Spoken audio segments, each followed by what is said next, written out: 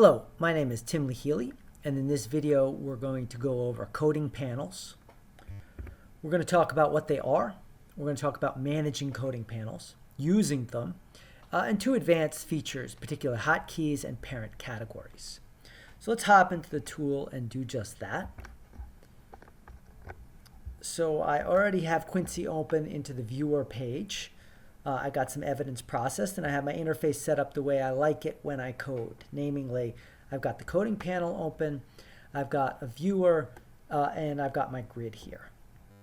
Now, to be clear, what is a coding panel? A coding panel is a place you're going to put all the values you want to code against. So if I want to code labels, if I want to code issues, if I want to code custom categories, they'll all go here in my coding panel. And depending on how much stuff you put there, you may make it bigger or larger in your interface. It really depends what you're doing. But for now, this is the layout that I think will work for us. So how do we create a coding panel first and foremost? Right now, we've got a drop-down menu. We've got nothing in our coding panel. If we click on our drop-down menu, you see it says basically nothing of value. There are no coding panels there. To add one or to edit one even, you come here to this editing coding panel. You just click on that. And that opens up the coding panel interface. Here, let's move it around. It offers you issues, labels, categories, and database columns. Right now, this is a fresh case, so I've got nothing in it. I'm going to create everything with you so you can see how it's done. But you can create all these sort of different types of tags, labels that you can then use in your coding panel. So first and foremost, let's name our coding panel. We'll call it panel 1. And we can go ahead and click save, or in fact, we can just add something to our coding panel and it will automatically save. But for the sake of the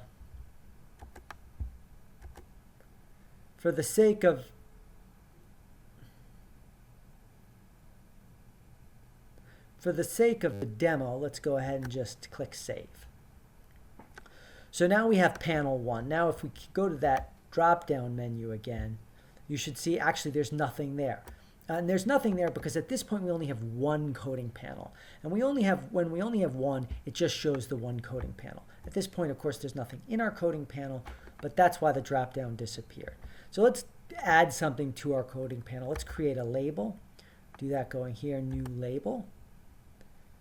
And let's edit our label, and we'll call it label 1. And let's save that. Okay, we've saved the label to our case now, but we haven't yet added it to our coding panel. To do that, we have to make sure our coding panel is selected. Of course, it already is. And then we just click on this box. And when we do that, it automatically adds it to our coding panel and saves it. So you can see now we have labels, and we have our one label there. The same procedure goes for issues, categories, and database columns. Let's do categories though, because those are well, actually, let's be thorough. We'll do issues. We'll go through each of them. And let's do something new here for issues. We're going to add a parent and a child. So we'll go here and do parent issue. And I could put a space there. It's not sensitive to that. And let's go ahead and click on this one and then add a new one underneath it. And we're going to call this child. And let's go ahead and save that. So now we have a parent and a child issue, none of which have yet been added to our coding panel. We can add just the child if we want, or we can add them both. Let's go ahead and add them both. So we'll click on that. And right when we do that, by the way, if we come over here, we're going to see that now we have an issue section, and in our issue section is just our parent issue. But let's go ahead and add the child issue as well. And it resaves everything. And now if we go into our issues, we have our parent and our child. So all easy peasy. Let's do something a little bit more interesting, which is the categories. They're called categories. Honestly, sometimes they're called columns. I apologize for the inconsistency. But basically what they are is they are database columns.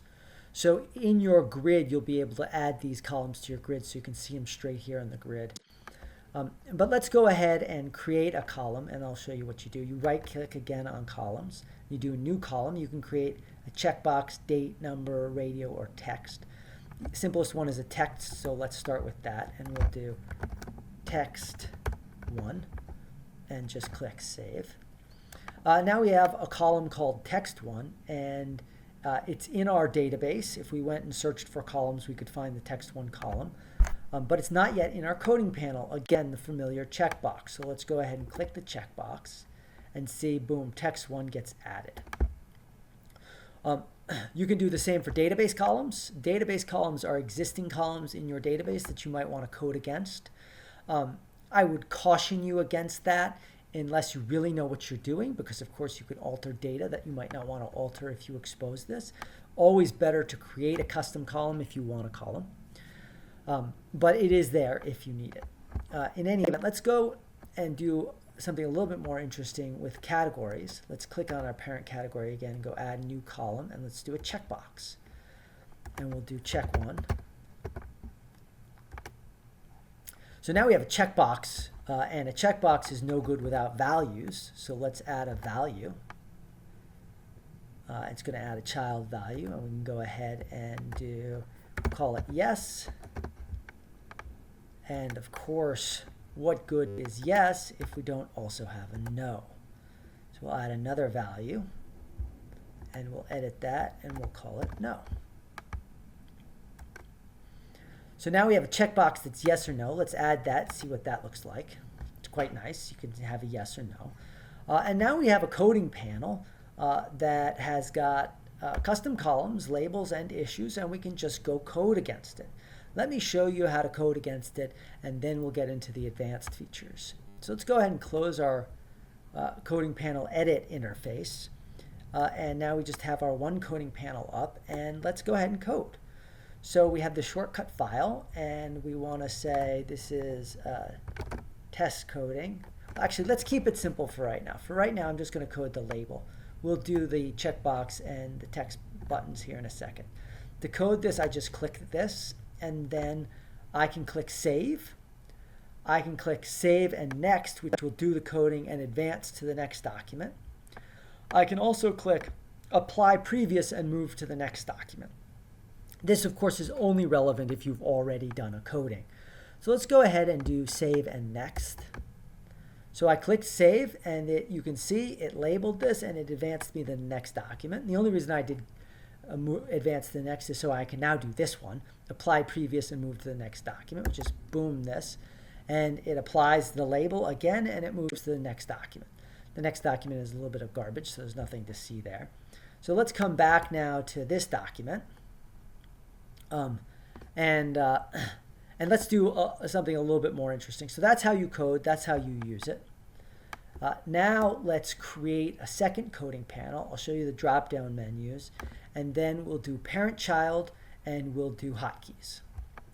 So let's click into our editing interface. We can see we can edit our panel 1 now if we want.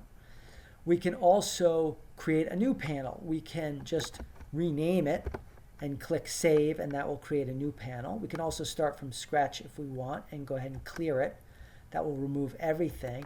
And now when we hit save, it will save a second panel called panel 2.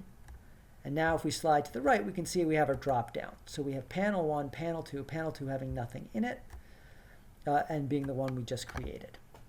Now in panel 2, let's add a checkbox.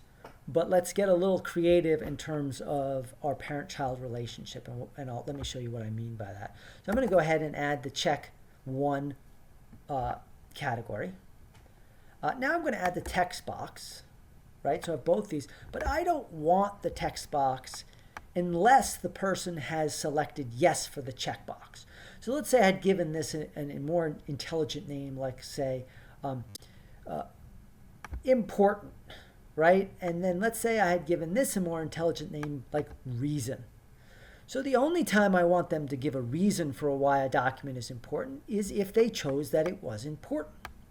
So let me show you how you do that. There you set the parent. So we come down to our text box and we say, we did, right?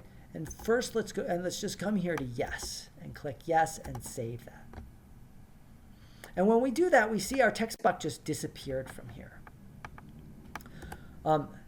And that's what we want. We only want it to show up when the person's going to code yes. And so when they code yes, the text box shows up, and now they can go ahead and enter it and click save, and it will code those values. So that's parent-child. Hopefully pretty simple. You can tier this as much as you want. You can get complex. Although if you do a lot of layers, you kind of run out of real estate. It doesn't really work. I mean, it works functionally, but it just starts to be more trouble than it's worth.